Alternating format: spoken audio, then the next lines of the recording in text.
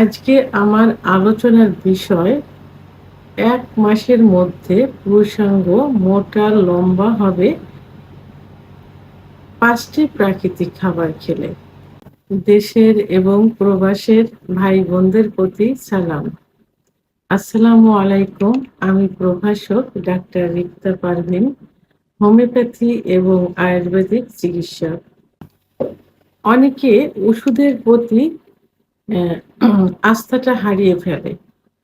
কারণ অ্যা যৌন অক্ষমতার যে পুরুষের মেন যে হরমোন টেস্টোস্টেরন হরমোন কমে গেলে হয়, এই ধারণাটা অনেকের নেই, অর্থাৎ অনেকে বোঝে না। সবারই ধারণা যে হস্তমৈথুন করার কারণে, স্বপ্নদোষের কারণে অথবা প্রসবের সঙ্গে অজানাভাবে ধাতু বের হয়ে যেয়ে মনে হয় যৌন অক্ষমতা হয়। তবে এই ধারণাটা যে একেবারে এ মা ভুল সেটা না। হস্তমৈথুন ইসলামের দৃষ্টিতে সম্পূর্ণ নিষিদ্ধ। তারপরেও মাসে যদি ৩ থেকে ৪ বার করা যায় সেটা কিন্তু কোনো ক্ষতির মধ্যে আসে না। অর্থাৎ সেক্সুয়াল লাইফ এ সেভাবে প্রভাব ফেলে না। কিন্তু যখনই এটা নেশায় পরিণত হবে অর্থাৎ অভ্যাসে পরিণত হবে তখনই কিন্তু ক্ষতিকর। অর্থাৎ যেকোনো জিনিস অতিরিক্ত হয়ে গেলে সেটাই ক্ষতি। তো সেক্ষেত্রে দেখা যায় অতিরিক্ত হস্তমৈথুন, অতিরিক্ত বিছানায় ঘর্ষণ, অতিরিক্ত আ স্বপ্নদোষ, অতিরিক্ত যৌন মিলন ইত্যাদির কারণে কিন্তু যৌন অক্ষমতা আসে।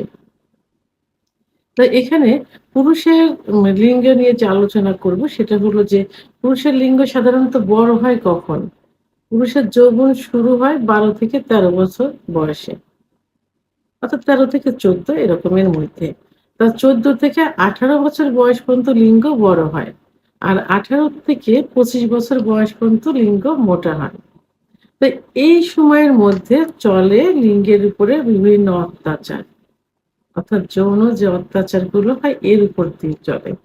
কারণ পুরুষের আ অল্প বয়সে যখন তাদের বীর্য তৈরি হয়নি ঠিক সঙ্গদোষে হোক, বন্ধু-বান্ধবের সঙ্গে অর্থাৎ বাড়ির কাজের ছেলে, আ বাসায় যে পড়ায় একজন টিচার থাকে, পার্মানেন্ট যে টিচার অথবা সমবয়সিকারা যে কেউ থাকলে উম তো তাদের সঙ্গে মিশে তাদের কাছ থেকে যে যৌবনের শুরু হওয়ার আগে এক ধরনের লালা পানির মতো আসে।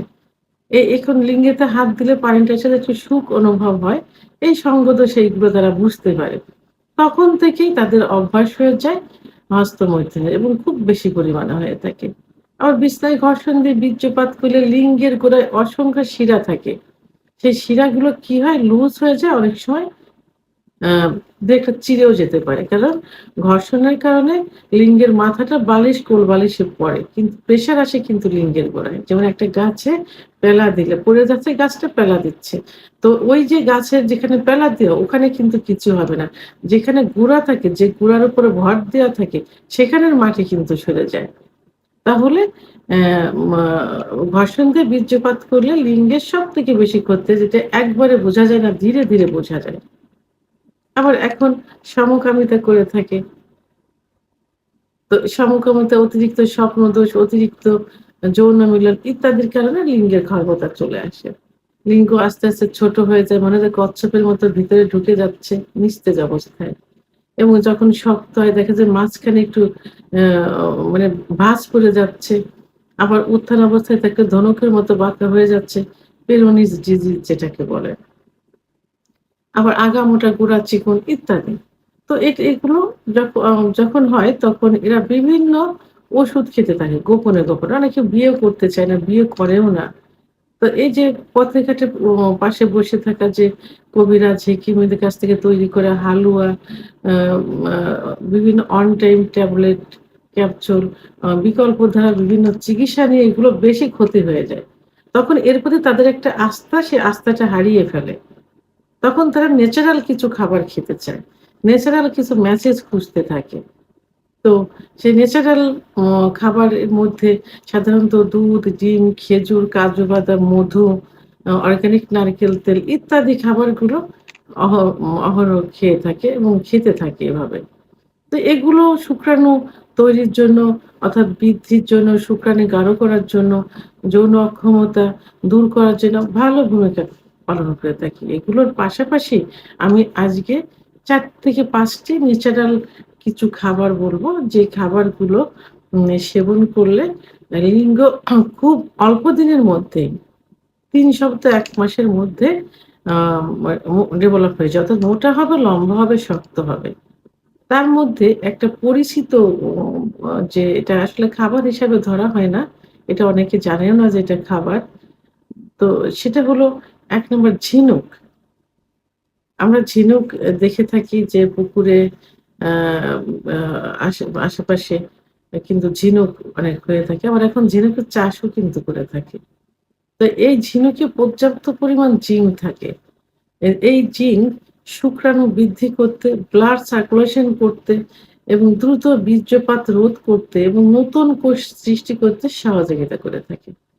তো এই মা আ মা ঝিনুক এখন কিন্তু ভালো, ভালো রেস্টুরেন্টে এবং ভালো, ভালো জায়গায় ঝিনুক কিন্তু আ খাবার হিসেবে খেয়ে থাকে। আবার অনেকে কিন্তু দেখবেন যে কাঁচাও খেয়ে থাকে, একটু মসলা-টসলা দিয়ে খেয়ে থাকে। তো এই ঝিনুকটা আপনারা প্রতিদিনের খাবারের তালিকায় মানে পার্সোনালি ফ্যামিলির অনেকে হয়তো এটা খাবে না। মানে এই রোগের জন্য, এইটার জন্য, এই যে সমস্যাটা হচ্ছে, এই সমস্যার জন্য আপনারা প্রতিদিন রান্না করেও খেতে পারেন অথবা কাঁচাও খেতে পারেন। কিছুদিন খেলে দেখবেন যে এই লিঙ্গ মোটা এবং শক্ত হয়ে যাবে, বড় হয়ে যাবে। ২ নম্বর যেটা সেটা হলো অ্যাসপারাগাস। অ্যাসপারাগাসে পর্যাপ্ত পরিমাণ ভিটামিন থাকে এবং খনিজ লবণ থাকে। ফলিক অ্যাসিড, পটাশিয়াম, ম্যাগনেসিয়াম আ পর্যাপ্ত পরিমাণ থাকে, যেটা শুক্রাণু বৃদ্ধি করতে সহযোগিতা করে থাকে, ব্লাড সার্কুলেশন বৃদ্ধি করে এবং আ আ নতুন কোষ, লিঙ্গের নতুন কোষ তৈরি করে থাকে। লিঙ্গ শক্ত করে, মোটা করে। তো এই অ্যাসপারাগাস এভাবে যদি খাওয়া যায় তাহলে লিঙ্গ খুব অল্প দিনের ভিতরে কি হবে? মোটা হবে, শক্ত হবে, লম্বা হবে। ৩ নম্বর যে খাবার সেটা হলো আ কলিজা। কলিজা কিন্তু খুব পরিচিত একটা খাবার এবং অনেকের কিন্তু খুব প্রিয় খাবার। যখন আ মাংস কিনতে যায় বাজারে, খাসির মাংস, গরুর মাংস, তখন মাংসের সঙ্গে কিন্তু সবাই একটু কলিজা নেয়। আবার অনেকে কি করে ওই শুধু কলিজাও কিনে খেয়ে থাকে। তবে হ্যাঁ, অবশ্যই এটা সংরক্ষিতভাবে যেটা থাকে সেটা খাওয়া যাবে না। এটাতে ক্ষতির পরিমাণ কিন্তু বেশি হবে। কারণ আ বিভিন্ন আ নতুন, নতুন বিভিন্ন রোগও তৈরি করবে। কলিজায় ভিটামিন এ থাকে পর্যাপ্ত পরিমাণে। অথবা আ অর্থাৎ কলিজাতে জিঙ্ক থাকে। আর এই কলিজাতে কিন্তু ব্লাডটা তৈরি হয় কিন্তু। তো এই কলিজা আ যদি এই খাবারের তালিকায় নিয়মিত একটু রাখা হয়, তাহলে খুব দ্রুতই শুক্রাণু বৃদ্ধি পেয়ে যাবে। যৌন ক্ষমতা বৃদ্ধি পেয়ে যাবে, দ্রুত বীর্যপাত রোধ করবে, উত্থানজনিত সমস্যার সমাধান করবে। অর্থাৎ ব্লাড সার্কুলেশনটা বেড়ে যাবে। নতুন কোষ তৈরি করবে। এজন্য টাটকা ওই সংরক্ষণ করে যেগুলো রেখেছে এগুলো না খেয়ে টাটকা কলিজা খেতে হবে। অর্থাৎ এটা আ খাসির, গরুর এই জাতীয় কলিজায় সবথেকে বেশি উপকার আসবে। আরেকটি অ্যা প্রধান খাবার, এই খাবারটি সম্পর্কে সবাই কিন্তু একটু কম বেশি ধারণা আছে এবং অনেকের প্রিয় খাবার। গ্রামে কিন্তু এই খাবারটা বেশি হয়ে থাকে। কারণ মাঠে এর চাষটা হয়ে থাকে বেশি। সেটা হলো মিষ্টি আলু। আমরা সাধারণত গোল আলু খাই। গোল, গোল যে আলু। আরেকটা আলু আছে মিষ্টি লম্বা, যেটা লাল হয়ে থাকে, সাদাও হয়ে থাকে। তো এই আলুতে পর্যাপ্ত পরিমাণে ভিটামিন এ থাকে। তো এই আলু অনেকে পুড়িয়েও খেয়ে থাকে, আবার অনেকে সেদ্ধ করে খেয়ে থাকে।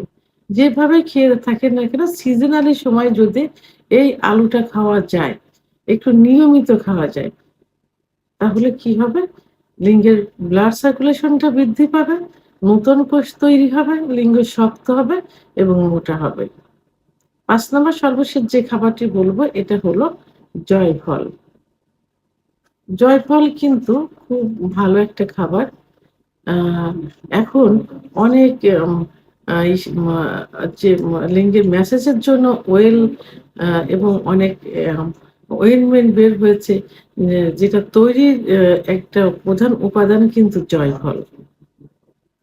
তো এই জয়ফলটা যদি নিয়মিত খাওয়া যায় কিছুদিন, তাহলে কিন্তু লিঙ্গের ব্লাড সার্কুলেশনটা বেড়ে যাবে, লিঙ্গে কোষ, নতুন নতুন কোষ তৈরি হবে এবং লিঙ্গ মোটা ও শক্ত হবে। অর্থাৎ এই জয়ফলটা অ্যান্টিঅক্সিডেন্টের কাজ করে থাকে।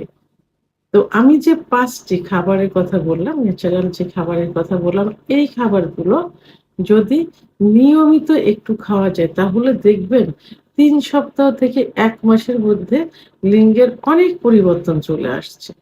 অর্থাৎ লিঙ্গ যদি আগে ভালো ছিল, এখন সেগুলো ক্ষতি হয়ে গেছে। ছোট হয়ে গেছে, চিকন হয়ে গেছে, খর্বতা চলে আসছে। কিন্তু যদি ভালো ছিল, আরো ভালো করতে চান, সেক্ষেত্রে কিন্তু সেটা ডেভেলপ হবে না।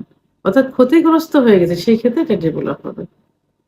ভিডিওটি সম্পর্কে যদি কোনো মতামত থেকে থাকে অবশ্যই কমেন্টস এর মাধ্যমে জানাবেন। আর ভিডিওটি ভালো লাগলে লাইক, কমেন্ট, সাবস্ক্রাইব করে আমার সঙ্গে থাকুন। আল্লাহ হাফেজ।